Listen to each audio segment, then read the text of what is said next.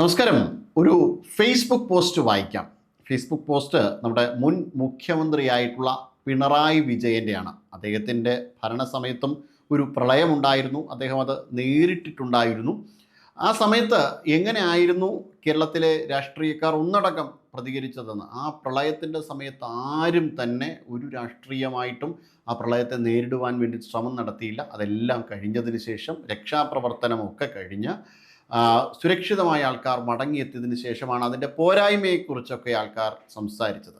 എന്നാൽ അദ്ദേഹം ഇപ്പോൾ ഒരു പടി കൂടി കടന്ന് പ്രളയം നടക്കുന്ന അവസരത്തിൽ തന്നെ ഇത്തരത്തിലുള്ള കാര്യങ്ങൾ തുറന്ന് പറഞ്ഞിരിക്കുകയാണ്. എന്തായാലും അത് അദ്ദേഹത്തിൻ്റെ സ്വാതന്ത്ര്യം, അദ്ദേഹത്തിൻ്റെ യുക്തി എന്ന് വേണം പറയാൻ. പക്ഷേ അദ്ദേഹം പറഞ്ഞ ചില കാര്യങ്ങൾ നമ്മെ വല്ലാതെ അന്തം വിടിപ്പിക്കുന്നുണ്ട്. അതായത് അദ്ദേഹം പറയുകയാണ്, ദുരന്ത നിവാരണത്തിലെ അനാസ്ഥയും ഏകോപനക്കുറവും മൂലം ജനങ്ങളുടെ ജീവിതം ദുരിതം വർദ്ധിക്കുന്നതിന് ഒരിക്കലും അംഗീകരിക്കാനാവില്ല.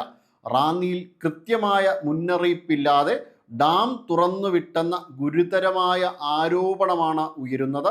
വ്യാപാരികൾക്ക് കടകളിലെ സാധനങ്ങൾ സുരക്ഷിതമാക്കാൻ പോലും സമയം ലഭിച്ചില്ല.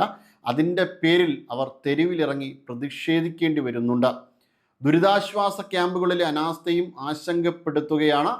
ഭക്ഷണ വിതരണത്തിൽ വീഴ്ചയുണ്ടെന്ന് സർക്കാർ സംവിധാനങ്ങൾ തന്നെ സമ്മതിച്ചിരിക്കുന്നു. ഇങ്ങനെ പോകുന്നു.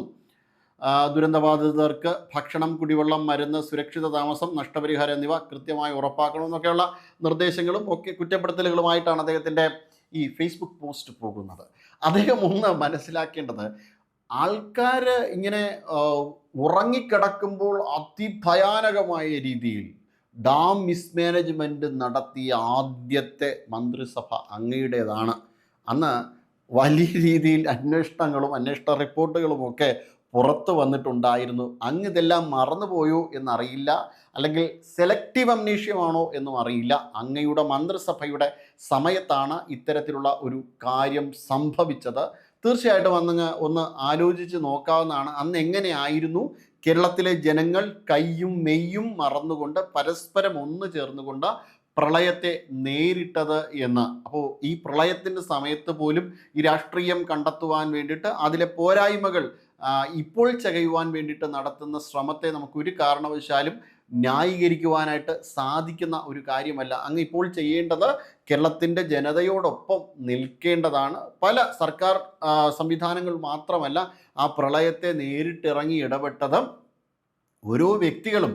അങ്ങ് തന്നെ അങ്ങേക്ക് ലഭിച്ച ഒരു ദുരിതാശ്വാസത്തിൻ്റെ ഫണ്ടുണ്ടല്ലോ, അത് ചെറിയ കുട്ടികൾ പോലും ഈ ഈ കുടുക്കകളിൽ ഇട്ടുകൊണ്ട് സുരുക്കുട്ടിയ പൈസ പോലും സർക്കാരിലേക്ക് എത്തുന്നുണ്ടായിരുന്നു. മുണ്ടുമുറുക്കി എല്ലാ മനുഷ്യരും അതിനു വേണ്ടിയിട്ട് പ്രവർത്തനം നടത്തുന്നുണ്ടായിരുന്നു. കൈമൈ മറന്നിട്ടാണ് ആ പ്രളയത്തെ നേരിട്ടത്. എന്നിട്ട് ഇപ്പോൾ അതെല്ലാം മറന്നതിന് ശേഷം അങ്ങ് തന്നെ ഇവിടെ വന്നിരുന്ന് പറയുകയാണ്, ഒരു ഏകോപനവുമില്ല, ജനങ്ങളെ ദുരിതത്തിലാക്കി.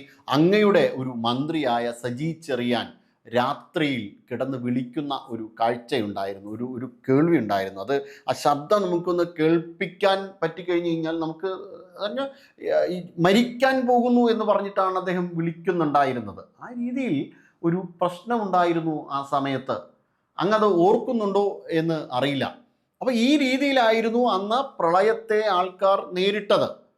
ആർക്കും ഇതിനെക്കുറിച്ച് ഒരു പരാതികളുണ്ടായിരുന്നു. ഈ ഡാം മിസ്മാനേജ്മെൻറ്റ് നടത്തി എന്നതിനെക്കുറിച്ചുള്ള പരാതികളുണ്ടായിരുന്നു. അതിനുശേഷം എന്താണ് സംഭവിച്ചത്? ഇതിനുശേഷം എപ്പോഴെങ്കിലും ഈ ഫ്ലഡ് മാർക്കിംഗ് കേരളത്തിൽ, അതായത് ഏതുവരെ ജലം ഉയരുവാൻ സാധ്യതയുണ്ട് എന്നതിനെ പറ്റിയിട്ട് എന്തെങ്കിലും ഒരു പഠനം നടത്തിയിട്ടുണ്ടോ? ഡീസിൽറ്റേഷൻ നടത്തണമെന്ന് പറഞ്ഞ് അത് നടത്തിയോ? മണൽ വാരൽ പ്രക്രിയ നടത്തണമെന്ന് പറഞ്ഞ് നടത്തിയിരുന്നോ? ഇല്ല, അതൊന്നും നടത്തിയില്ല. എന്ത് പ്രവർത്തനമാണ് പ്രളയത്തിന് ശേഷം ഇനിയൊന്നിങ്ങനെ ഉണ്ടാകാതിരിക്കുവാൻ വേണ്ടിയിട്ട് കേരളത്തിൽ നടപ്പിലാക്കുവാൻ വേണ്ടിയിട്ട് ശ്രമം നടത്തിയത്? ഒരു പ്രവർത്തനവും ഇല്ലായിരുന്നു. ഒരു പ്രവർത്തനവും നടത്തിയില്ല എന്നത് മാത്രമല്ല, ഉരുൾപൊട്ടലുമായി ബന്ധപ്പെട്ട മേഖലകളിലേക്കോ മറ്റ് മേഖലകളിലേക്കോ ഒന്നും ഈ പഠനം എത്തിപ്പെടുകയോ അതിന് വേണ്ടിയിട്ടുള്ള നടപടികൾ, പഠനം നടത്തിയിട്ടുണ്ടെങ്കിൽ തന്നെ നടപടികൾ ചെറിയ തോതിൽ പല ഇടങ്ങളിലൊക്കെ ചില പഠനങ്ങൾ നടത്തിയിട്ടുണ്ട്.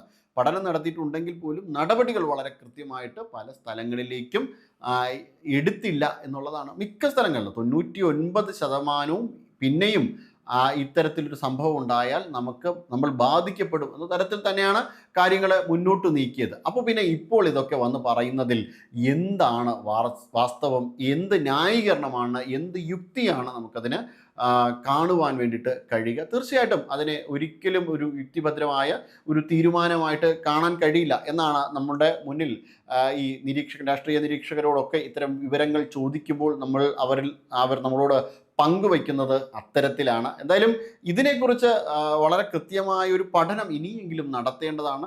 തീർച്ചയായിട്ടും ഡിസിൽറ്റേഷൻ നടക്കണം. CNIG-യുടെ ഒക്കെ റിപ്പോർട്ട് ഉണ്ടായിരുന്നു.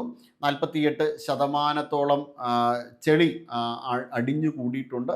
അത് മാറ്റണം. പക്ഷെ അത് മാത്രമല്ല, ചതുപ്പ് സംവിധാനങ്ങൾ, കേരളത്തിന് കേരളത്തിൻ്റെ ആവാസ വ്യവസ്ഥയിലുള്ള മാറ്റങ്ങൾ, ഇതൊക്കെയും മാറ്റം വരുത്തിയെങ്കിൽ മാത്രമേ ഈ പ്രളയം നമുക്ക് പിടിച്ചു നിർത്തുവാൻ കഴിയുകയുള്ളൂ. കാരണം ഈ ആവാസ സംവിധാനത്തിൽ ഈ ചതുപ്പുകൾക്ക് വലിയ പ്രാധാന്യമുണ്ട്.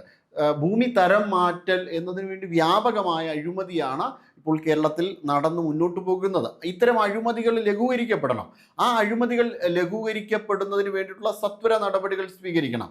അങ്ങനെ സ്വീകരിക്കുവാൻ വേണ്ടിയിട്ട് കഴിഞ്ഞ കാലങ്ങളിലൊന്നും ആരും തന്നെ ശ്രമം നടത്തിയില്ല. അങ്ങനെ പൂർണ്ണമായും ഒരു മികച്ച ആവാസ സംവിധാനമാക്കി മാറ്റിയെടുക്കുവാൻ, അല്ലാതെ വിദേശ രാജ്യങ്ങളിൽ പോയി പഠനങ്ങൾ നടത്തി തിരിച്ചു വരുന്ന ഒരു സംവിധാനമാണ്, ആൾക്കാരുടെ കണ്ണിൽ പൊടിയുന്ന ഒരു സംവിധാനമായിരുന്നു കഴിഞ്ഞ കാലങ്ങളിൽ നടന്നിരുന്നത് എന്നതാണ് പ്രധാനമായും ഇതിനെതിരെയുള്ള ഒരു ആരോപണം എന്ന് പറയുന്നത്. ആരോപണം ഇപ്പോഴും വളരെ ശക്തമായി തന്നെ നിലനിൽക്കുന്നുണ്ട് എന്നതാണ്. അപ്പോൾ ആ ആരോപണങ്ങളെ മാറ്റിമറിച്ചുകൊണ്ട് അവിടെ ഒരു പരിഹാരം കണ്ടെത്തിയെടുക്കുവാനുള്ള ഒരു ശ്രമമാണ് യഥാർത്ഥത്തിൽ നടത്തേണ്ടത്. പക്ഷെ ആ ഒരു ശ്രമം ഇവിടെ നടക്കുന്നില്ല എന്നതാണ് ഒരു പ്രശ്നം. ഇപ്പോൾ VD സതീശൻ സർക്കാരും AI ഡ്രിവൺ പ്രോജക്റ്റുകളെ കുറിച്ചൊക്കെയാണ് പറയുന്നത്. സത്യത്തിൽ AI ഡ്രിവൺ പ്രോജക്റ്റുകൾ തന്നെ വേണമെന്നില്ല, മറിച്ച് AI സംവിധാനമല്ലാതെ മറ്റു രീതിയിൽ ഇപ്പോൾ നമ്മുടെ കോണ്ടൂർ മാപ്പിങ്ങും മറ്റു കാര്യങ്ങളും ഒക്കെ ഉണ്ട്.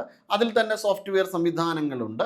ആ സോഫ്റ്റ്വെയർ സംവിധാനങ്ങൾ ഉപയോഗിച്ചാൽ തന്നെ എവിടേക്കൊക്കെ വെള്ളം കയറാൻ സാധ്യതയുണ്ട് എന്നതിൻ്റെ പഠനങ്ങൾ നമുക്ക് വ്യക്തമാകുന്നതാണ്. അങ്ങനെ കൃത്യമായി നമ്മുടെ ഭൗമ അന്തരീക്ഷത്തെയും അതോടൊപ്പം തന്നെ ഭൂപ്രകൃതിയെയും മനസ്സിലാക്കിക്കൊണ്ട് ഒരു കൃത്യമായ നടപടികൾ സ്വീകരിക്കുക എന്നതാണ് നമുക്കതിൽ നിന്നൊരു മാറ്റം വരുത്തുവാൻ വേണ്ടിയിട്ട് പറ്റുന്ന ഒരു കാര്യം എന്നതാണ്. നമുക്ക് പലരിൽ കൂടിയും നമ്മൾ സംസാരിക്കുമ്പോൾ പല വിദഗ്ധരടക്കം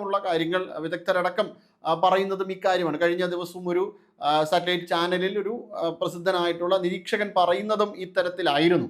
എന്തായാലും അത്തരത്തിലൊരു നടപടി സ്വീകരിക്കാൻ തയ്യാറായാൽ ഇനിയൊരു പ്രളയത്തെ നമുക്ക് മാറ്റിമറിക്കുവാൻ കഴിയും. അങ്ങനെ ഒരു പ്രളയം ഉണ്ടാകാതിരിക്കുവാൻ, ജനങ്ങൾക്ക് വലിയ ബുദ്ധിമുട്ടൊന്നും ഉണ്ടാകാതെ അതിനെ മുന്നോട്ട് കൊണ്ടുപോകുവാൻ വേണ്ടിയിട്ട്, അതായത് പ്രളയം വന്നു കഴിഞ്ഞാലും ആ വെള്ളം നേരെ കടലിലേക്ക് ഒഴുകി പോകുന്ന ഒരു സംവിധാനം നമുക്ക് ഉണ്ടാക്കി എടുക്കുവാൻ കഴിയും. കൂടുതൽ വാർത്തകളും വിശേഷങ്ങളും നേരിട്ട് ലഭിക്കാൻ ജനങ്ങളിൽ നിന്ന് ജനങ്ങളിലേക്ക് ജനഭൂമി ന്യൂസ് സബ്സ്ക്രൈബ് ചെയ്യൂ.